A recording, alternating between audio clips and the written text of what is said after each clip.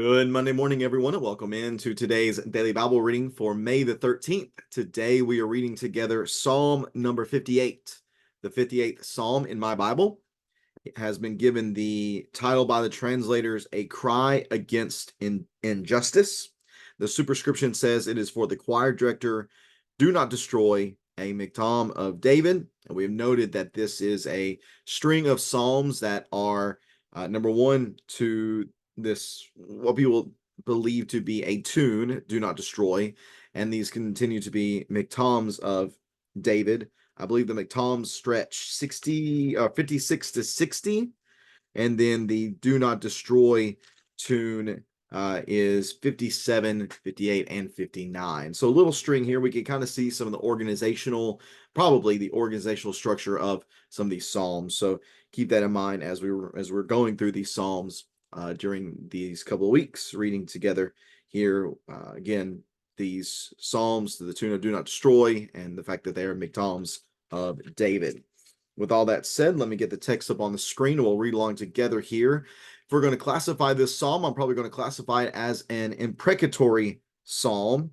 An imprecatory psalm, which is a psalm where the author calls for God's judgments against evil people. We've talked about that a little bit in the past, how this seems to be something that is maybe at odds, maybe has a little bit of friction with what we read in the New Testament about Jesus talking about praying and loving your enemies, praying for and loving your enemies.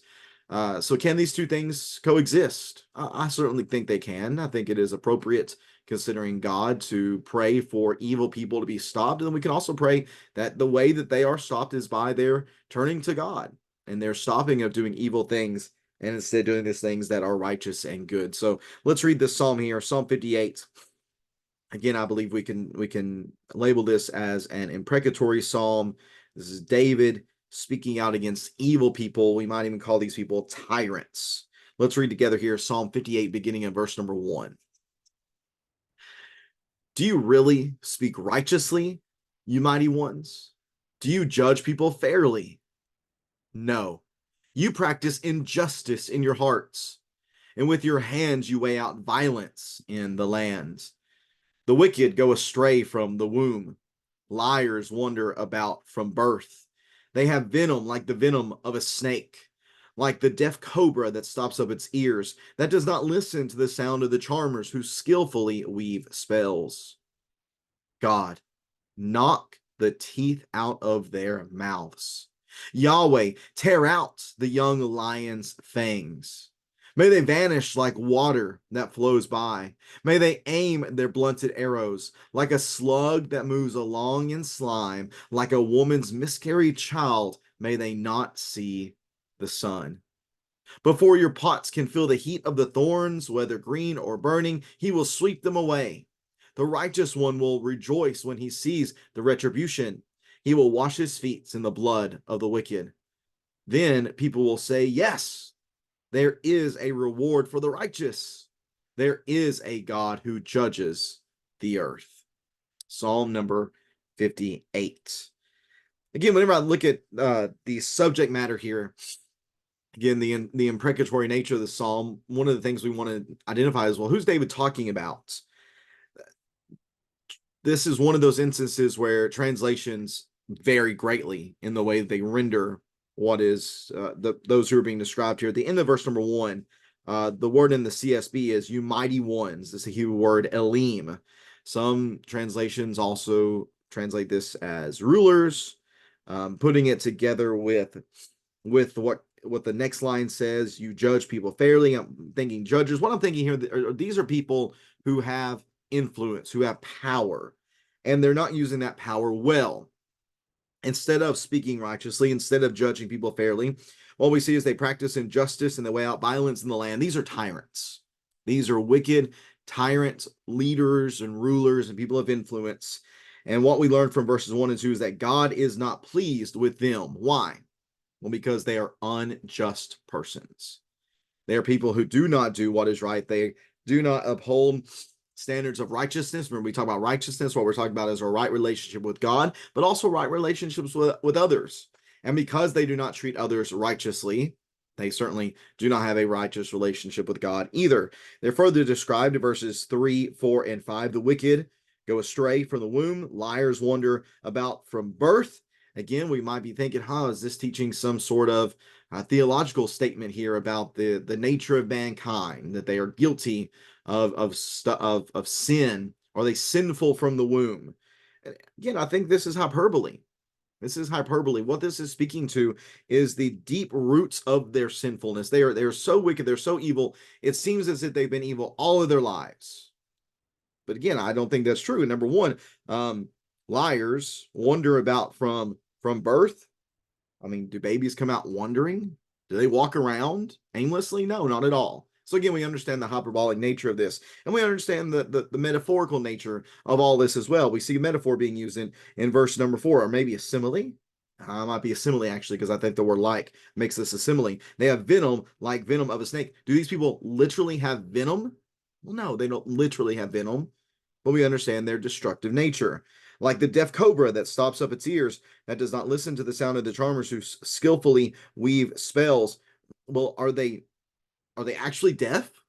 Well, no, they're not actually deaf, but they fail to show regard for, they fail to show concern for, they fail to listen to those who are poor and needy and oppressed. Again, go back to verse number 1, that last line of verse number 1. Do you judge people fairly? Well, no, they practice injustice in their hearts. So they do not listen to those who have a cause for righteous judgments. They do not listen at all. Because they do not listen at all, they are themselves judged as being wicked. So what does David want God to do with these evil people? Well, we see that in verses 6, 7, 8. Very, very strong language David uses here. He calls upon God and says, God, knock the teeth out of their mouths. Tear out the young lion's fangs. May they vanish like water that flows by. May they aim their blunted arrows. May they not have much power, is the idea behind the end of verse number 7. Again, that is a obscure Hebrew phrase that translators just do the best they can with. Again, you might notice that's different depending on the various translations. Verse number 8, like a slug, or I should say that what I was referring to is the end of verse number 7. Verse number 8, a slug, like a slug that moves around in slime, like a woman's miscarried child. May they not see the sun. May they not continue to exist and thrive and do all these wicked things that they do. Again, David is very clearly here calling for judgment, strong judgment of God to be upon these wicked people. And David, in doing this, is simply being consistent with God's character. Because again, God is not pleased with unjust persons. God is going to judge those who do not live righteously. Here is David simply acknowledging that this is who they are. And I know who you are, God, and I know that you're going to do something about this. In fact, he says that verse number down before, your pots can feel the heat of the thorns, whether green or burning. They might use thorns to heat up a pot. Before it even starts getting hot, he will sweep them away. So he has confidence in God coming and judging quickly, not sitting back and ignoring what is going on. Further in verse number 10, the righteous will rejoice. When he sees the retribution. He's going to wash his feet in the blood of the wicked. Again, very graphic language here. But we see again this judgment of God upon the wicked. Then verse number 11, the people will say, yes, there is a reward for the righteous. There is a God who judges the earth. The righteous one will rejoice. And again, that seems hard to understand whenever we think about Jesus' teaching on loving your enemies. But again, if we are seeing this from God's perspective, God is not pleased whenever wicked people carry out wickedness. And whenever people are judged for their wickedness, there should be a rejoicing that happens because God is being just in his judgment of those who are wicked. And again, that's just a hard thing for us to balance and weigh out well in our minds. And I fully recognize that. I think back to years ago whenever Osama bin Laden was killed, carried out by a military plan. and he was killed. And it was happened during baseball season because a lot of people got, there was a baseball games on TV, and a lot of people got the text and saw that happened. And I even just saw this recently, that the announcer said, well, if you see people in the stands, looking at the phones, I think some chance of like USA, USA, USA busted out in the crowd.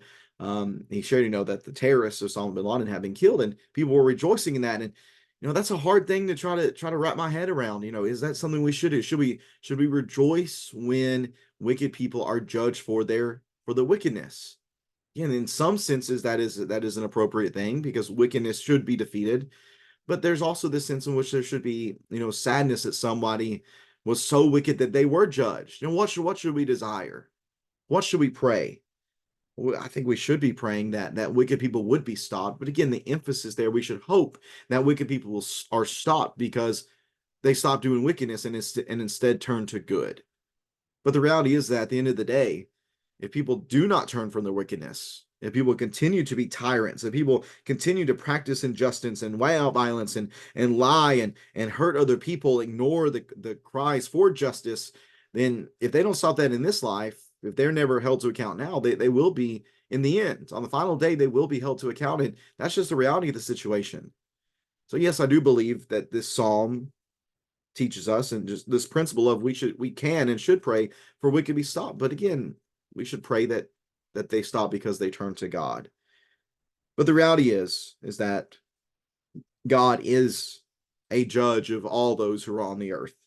And here within this psalm, we see, and even in verse number 11, there is a reward for the righteous, but also what we see in verse number 10 is there's retribution for the rebel, or specifically within this text, I like the alliteration, reward for the righteous and retribution for the rebel. But here within this text specifically, there is retribution for the tyrants, for those who are evil, again, those who practice injustice, weigh out violence, and who are wicked and lie and do all sorts of other awful things to their fellow humans. So a psalm here that is, I would say, plain on its face, but hard for us to maybe really wrap our minds around and understand how we should think about things of this nature. And I certainly understand the struggle that some people have in considering this psalm and understanding how to implement such a thing within our own prayers as we pray to God. Again, I think the simplest way I can explain it is to pray for wicked people to be stopped, but pray that they are stopped because they turn to God. Again, for all of us, the reality is that if we don't, one day it'll be too late, and God will judge all those who are on the earth. If you have any questions or comments about this psalm here in Psalm 58, please feel free to leave that in the comment section below. I appreciate you taking some time to read along with me on this Monday. Hope it starts your week out very, very well. Today is Debbie Adams' birthday, and we're very thankful for her and pray that she has a great birthday. Happy birthday to you, Deb. And we look forward to seeing everybody on Wednesday for our Bible study at 7 o'clock. And then also we'll be reading together again on Wednesday morning for our daily Bible reading for that day, which is going to be Psalm 59, God, our stronghold. I think that's the final of the final of these Psalms, to the tune of Do Not Destroy, another Miktamah David, and another text that is given to us with a historical background. So we'll consider that as well. Again, thanks for tuning in. Have a great rest of your Monday. May God bless you in all that you do, and hope we'll see you again on Wednesday morning. Take care, and God bless.